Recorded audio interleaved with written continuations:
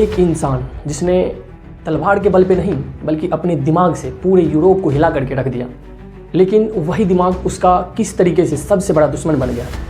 आज हम बात करेंगे नेपोलियन बोनापार्ट के बारे में, जो राजा के घर नहीं बल्कि एक गरीबी, अपमान और हीन भावनाओं के बीच पैदा हुए थे। ना ऊंची जाति, ना बड़ा खानदान, बस उसके पास था उसका अपना दिमाग। नेपोलियन कभी भी कोई भी युद्ध तलवार के बल पे नहीं लड़े, बल्कि वो अपनी बौद्धिक क्षमता, अपनी प्लानिंग और अपनी स्ट्रेटजी के बल पे लड़े हैं।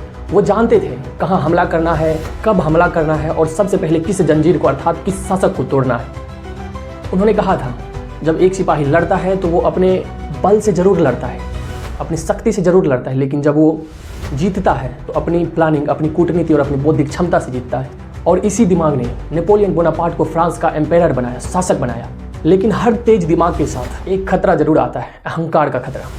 नेपोलियन के अनगिनत युद्ध विजयी के कारण उसे लगने लगा था कि उसकी स्ट्रेटजी को कभी कोई मात नहीं दे सकता, उसे कोई कभी हरा नहीं सकता।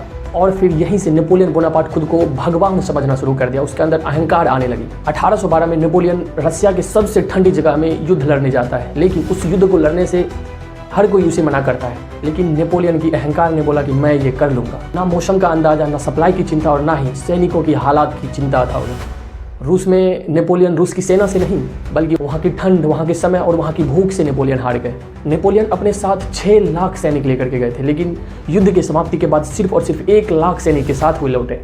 और नेपोलियन ने खुद कहा, मेरी सबसे बड़ी गलती मेरी हार नहीं बल्कि मेरे अंदर आया हुआ अहंकार था। इसीलिए याद रखना मित्रों, दिमाग अगर आपके नियंत्रण में है तो आप बहुत बड़े बड़े काम कर सकते हैं, लेकिन दिमाग पे अगर अहंकार, घमंड हावी हो गया तो उस इंसान को मिटते कोई देर नहीं लगती।